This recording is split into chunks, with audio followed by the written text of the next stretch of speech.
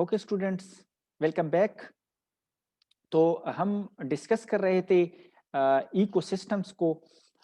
Ecosystem में हमने populations को पढ़ा, फिर कम्युनिटीज, और इस तरह जो है कम्युनिटीज में हमने ये पढ़ा कि जो बायोटिक और नॉन बायोटिक फैक्टर्स हैं वो किस तरह एक दूसरे के साथ इंटरेक्ट करते हैं। तो इस तरह जो है वो एक इकोसिस्टम को बनाते हैं। अब जब सिमिलर इकोसिस्टम्स इंटरेक्ट करती हैं, आपस में मिलती हैं या कंबाइन होती हैं, तो फिर वो क्या बनाते हैं? बायोम्स बनाते हैं। तो अब इस लेक्चर में हम बायोम्स को पढ़ते हैं कि बायोम्स क्या हैं और कितने टाइप्स के हैं। तो बायोम्स क्या हैं? ये कलेक्शन ऑफ इकोसिस्टम है जो क्या होते हैं? सिमिलर होते हैं और रिलेटेड होते हैं। तो ये सिमिलर इकोसिस्टम्स फिर कंबाइन होते हैं और ये बायोम्स को बनाते हैं। अब बायोम्स जो हैं हमारे पास फिर फर्दर लैंड बायोम है और वाटर बायोम है। लैंड बायोम में हमारे पास रेन फॉरेस्ट हैं, डेजर्ट्स हैं, ग्रासलैंड्स हैं, डिसिडुअस फॉरेस्ट हैं, बोरियल फॉरेस्ट, इसको टेगा भी कहते हैं, एवरग्रीन होते हैं, या टंडरा। तो ये 6 जो है हमारे पास लैंड बायोम्स हैं। और इसके अलावा जो है फिर फर्दर वाटर इकोसिस्टम्स भी हैं, जिसमें fresh water and marine water ecosystem हैं। तो इसको वन बाय वन डिस्कस करते हैं। ओके, जो रेन फॉरेस्ट हैं, ये फिर फर्दर जो है 2 टाइप्स में टेम्परेट रेन फॉरेस्ट और ट्रॉपिकल रेन फॉरेस्ट में डिवाइड हुए हैं। इनको रेन फॉरेस्ट इस वजह से कहते हैं कि इधर जो है रेन बहुत ज्यादा होती है, यानी प्रिसिपिटेशन बहुत ज्यादा होती है, तो इस बेस पे इसको क्या कहते हैं? रेन फॉरेस्ट कहते हैं। तो ये हमारे पास 2 टाइप्स के हैं। फर्स्ट टाइप इनकी क्या है? Temperate rain forest. तो टेम्परेट इसको क्यों कहते हैं कि इनका जो टेम्परेचर होता है ये मॉडरेट होता है, न ज्यादा हाई होता है न ज्यादा लो होता है, मॉडरेट रहता है। तो इस बेस पे इसको हम टेम्परेट रेन फॉरेस्ट कहते हैं। और इधर बारिश जो है या प्रिसिपिटेशन बहुत ज्यादा होती है, तकरीबन कोई 300 सेंटीमीटर जो है पर ईयर इधर रेनफॉल होता है। इसमें जो है ह्यूज ट्रीज शामिल होती हैं इन फॉरेस्ट में, जिसमें सीडार्स हैं, रेडवुड्स हैं, या डोगलास फायर्स जो हैं, ये ट्रीज इसमें क्या होती हैं? इंक्लूडेड होती हैं। सेकंड नंबर पे ट्रॉपिकल रेन फॉरेस्ट हैं।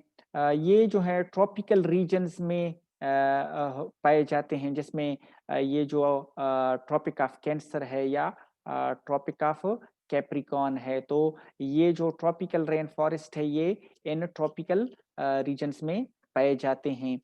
अ, अच्छा, और ये जो ट्रॉपिक ऑफ कैंसर या ट्रॉपिक ऑफ कैप्रिकॉर्न है, ये नियर इक्वेटर होते हैं। तो ये वार्म और ह्यूमिड होते हैं, क्योंकि इधर जो है सन जो है वो मौजूद होता है। इस मीन्स के जो है वो इन रीजन्स में, यानी Tropic of Cancer, Tropic of Capricorn और इक्वेटर, इधर जो है वो सन रेज जो है वो क्या होते हैं?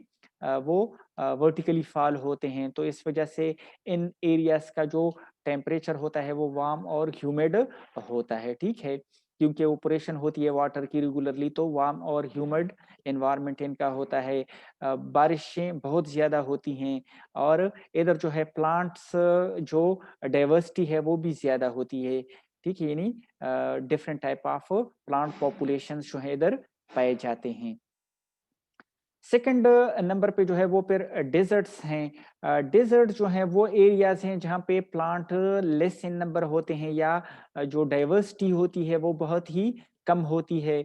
वो किस वजह से कम होती है? कि इधर जो है एक तो रेनफॉल बहुत कम होता है पर ईयर, बहुत कम रेनिंग होती है, 25 सेंटीमीटर तक रेनिंग होती है, प्रिसिपिटेशन बहुत कम होती है पर ईयर। डेजर्ट होता है एरिया ना, कि ग्रीन प्लांट्स जो है वो क्या होते हैं?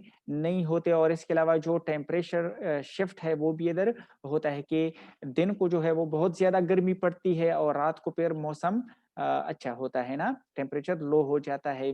तो इस बेस पे जो है इधर वो एनिमल सरवाइव करते हैं जो क्या करते हैं? डिजर्ट एनवायरनमेंट के साथ अपने आप को वो मॉडिफाई कर लेते हैं, ठीक है, या अडॉप्ट कर लेते हैं।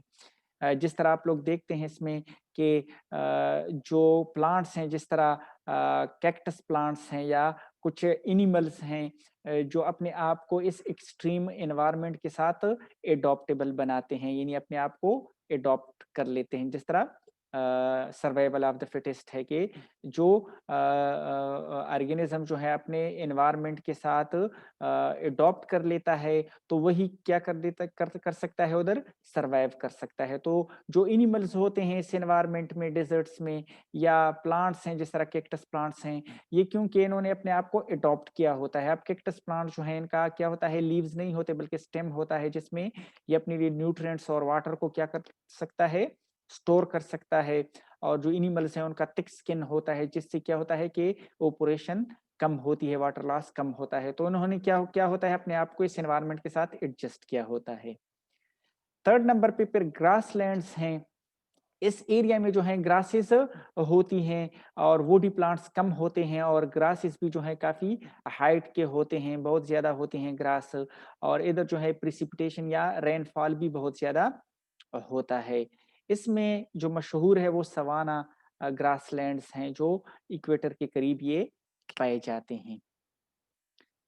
नेक्स्ट पर डिसिडुअस फॉरेस्ट हैं। ये वो फॉरेस्ट होती हैं जहाँ पे ट्रीज जो हैं अपने लीव्स को शेड करते हैं, यानी डिसिडुअस ट्रीज वो ट्रीज होती हैं जो अपने लीव्स को शेड करते हैं।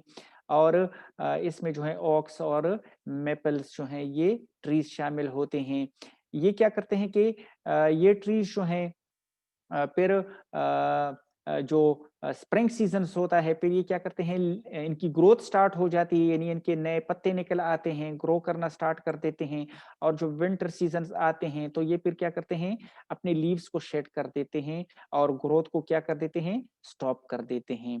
इधर भी जो है इनफ अमाउंट में जो है वो रेनफॉल होती है, यानी तकरीबन कोई 50 सेंटीमीटर तक जो है ये पर ईयर इधर रेनफॉल होता है, ठीक है। और इनकी जो ग्रोथ सीजन है ये 5 to 6 मंथ्स तक ये लॉन्ग होता है। नेक्स्ट पर बोरियल फॉरेस्ट है, इसको टेगा फॉरेस्ट भी कहते हैं। और इधर जो है ये एवरग्रीन प्लांट्स पे मुश्तमिल होता है, जिसमें जो कॉनिफेरियस या कॉनिफर प्लांट्स जो हैं, जिसमें कॉनिफर कौन से होते हैं कि इसमें जो सीड्स होते हैं वो उनके कॉन में प्रेजेंट होते हैं, इस बेस पे इसको कॉनिफेरियस प्लांट्स कहते हैं। ये एवरग्रीन प्लांट्स होते हैं और इनके जो लीव्स होती हैं वो भी काफी नेरो होती हैं, यानी हेयर या नीडल लाइक इनके लीव्स होते हैं।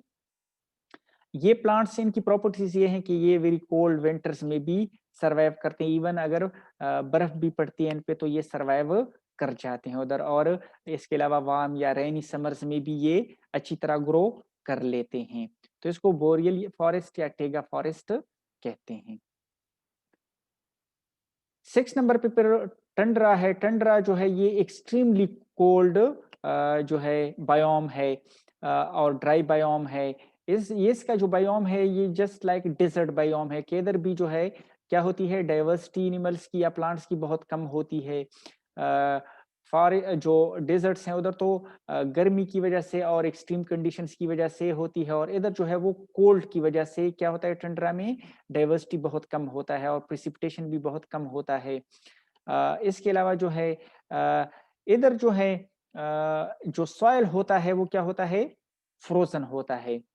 यानी फॉर एग्जांपल अगर सरफेस पे अगर जो बर्फ होता है अगर वो पिघल भी जाए ना और उधर ग्रास निकल आए, लेकिन उसका जो बेनीथ रीजन है अंडरग्राउंड वो क्या होता है, फ्रोजन होता है, ठीक है। तो उधर बर्फ जमा रहता है। तो इस वजह से जो टंड्रा रीजन्स हैं इनका जो टेम्परेचर होता है वो क्या होता है, बहुत लो होता है। तो उधर वो ऑर्गेनिजम्स या वो एनिमल्स पाए जाते हैं जो इस एनवायरनमेंट को बर्दाश्त कर सकते हैं, यानी कोल्ड को बर्दाश्त कर सकते हैं। जिस तरह बियर्स होते हैं, पोलर बियर्स होते हैं, या देखें वोल्फ होते हैं। ये इसके अलावा रेनडियर है, ये भी जो है कोल्ड जो है रीजन्स में पाया जाता है या पोलर रीजन में पाया जाता है। इसके अलावा जो है फिर ये अ जो आर्कटिक जो है वो हेयर्स हैं ना, या इसके अलावा जो है फॉक्सेस हैं, तो ये क्या होते हैं, ये इन रीजन्स में टंड्रा में पाए जाते हैं। ये जो है मैप है जो इन रीजन्स को शो कर रहा है, जिस तरह बोरियल फॉरेस्ट है इनको जो है इधर ये देखिए नॉर्थ साइड पे जो हैं ये लोकेट करते हैं। डेजर्ट्स हैं, जिस तरह ये डेजर्ट्स हैं, तो ये ट्रॉपिकल रीजन्स पे या इधर देखें ट्रॉपिक ऑफ कैंसर और ट्रॉपिक ऑफ कैप्रिकॉर्न पे ये पड़े हुए हैं। या ये देखिए ट्रॉपिकल रेन फॉरेस्ट हैं, डिसिडुअस जो है डिसिडुअस रेन फॉरेस्ट हैं, तो ये इधर लोकेट कर रहे हैं ना। तो ये मैप इनको इनकी लोकेशन को शो कर रहा है, ठीक है। फिर हमारे पास जो सेकंड है वो फिर जो इक्वेटिक बायोम्स हैं जिसमें फ्रेश वाटर इकोसिस्टम है। फ्रेश वाटर में ये होता है कि इसमें स्ट्रीम्स, रिवर्स, पॉन्ड्स और लेक्स जो हैं ये इंक्लूडेड होते हैं, जहाँ पे साल्टी वाटर नहीं होता बल्कि फ्रेश वाटर होता है। और इधर जो ऑर्गेनिजम्स पाए जाते हैं, प्लांट्स हैं, अलगी हैं, एनिमल्स हैं, ठीक है, फिशेस हैं, तो ये जो है क्या कहलाते हैं, फ्रेश वाटर ऑर्गेनिजम्स कहलाते हैं। तो ये क्या बनाते हैं, फ्रेश वाटर इकोसिस्टम को बनाते हैं।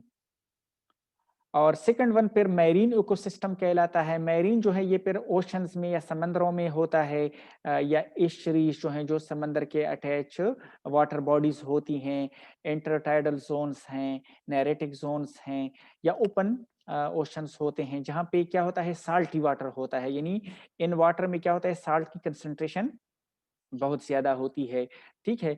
तो इस वजह से इसको क्या कहते हैं, मैरीन वाटर कहते हैं। तो इधर भी जो है फिर क्या करते हैं, एनिमल्स पाए जाते हैं, प्लांट्स पाए जाते हैं और वो अपना एक इकोसिस्टम डेवलप कर लेते हैं। तो इसको हम क्या कहते हैं, मैरीन इकोसिस्टम कहते हैं। Okay, thank you so much. अगर फर्दर जो है आप लोगों की कोई क्वेश्चंस या क्वेरीज हैं तो आप लोग कमेंट सेक्शन में पूछ सकते हैं। Okay, thank you so much, see you.